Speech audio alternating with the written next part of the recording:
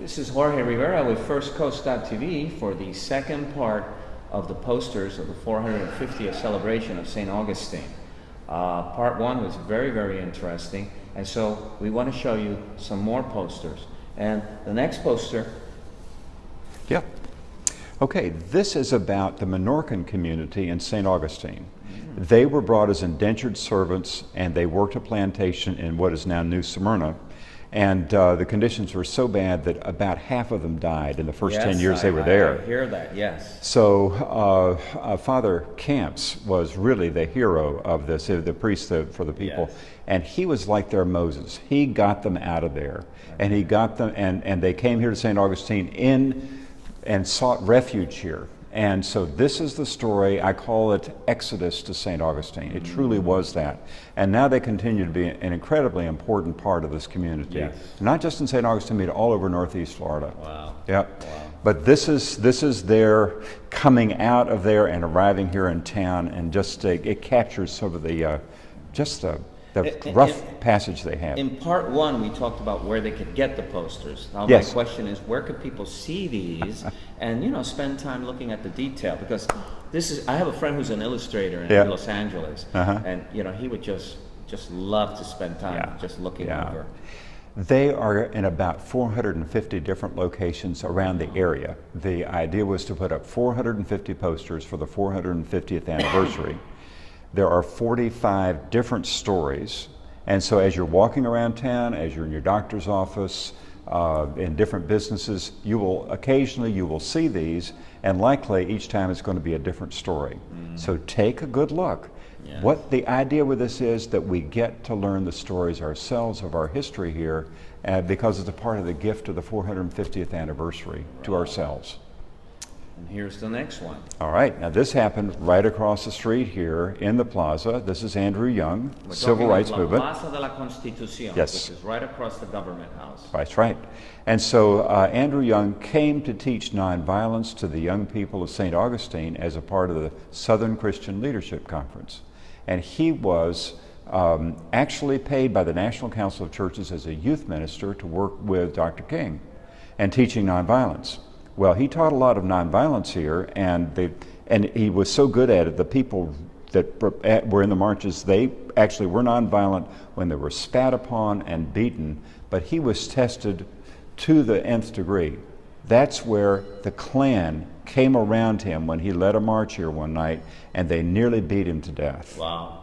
So, and that's Gandhi in the background, because Gandhi was the one who was the originator of teaching nonviolence as a means of social change. Yeah, Young also became, was it mayor of Atlanta? And ambassador to the United Nations under Jimmy Carter. That's right. So and I mean, just that kind of quality of, as an expression of his faith, teaching this way of making real change in our community. What a contribution he made here. Yes, yeah. And the next poster here, Jorge, is about the people that he taught. These are the children of St. Augustine. These are not adults marching here. The children could not be intimidated with the threat of losing your job if you were in the civil rights movement. They were already in black schools. They weren't going to be expelled. And so often they were the leaders of the civil rights marches here. And the UCC minister, who was the chaplain at the Boston College, he was the one that said, he was arrested with Dr. King here in St. Augustine. He's the one who said, if it weren't for the children, they never would have overcome segregation. It's very interesting you say that, because South Africa, too, it was the children who came forward and basically said to the parents, I can't believe you've dealt with this. This just has to end, That's right. And they, sadly to say, I mean, yeah, we see pictures here of dogs being unleashed in children, like in Alabama, but in South Africa, many children died. Dr. King and Andrew Young said that by far, St. Augustine was the toughest of the cities. Wow. Selma, Birmingham, yeah, but it was St. Augustine that was the hardest city in terms of the actual violence. Yes. Because the Ku Klux Klan basically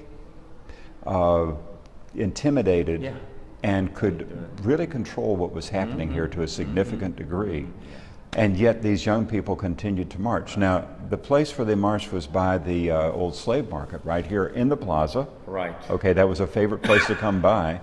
And then you will see there's a beautiful monument there to the foot soldiers for justice. Right. And that is right across from the slave market there.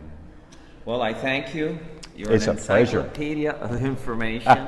We thank that. I love it. Mr. Robert Warren Clark had the time to sit with us and talk about these posters. So keep your eye open for all these posters. They're all very, very beautiful posters.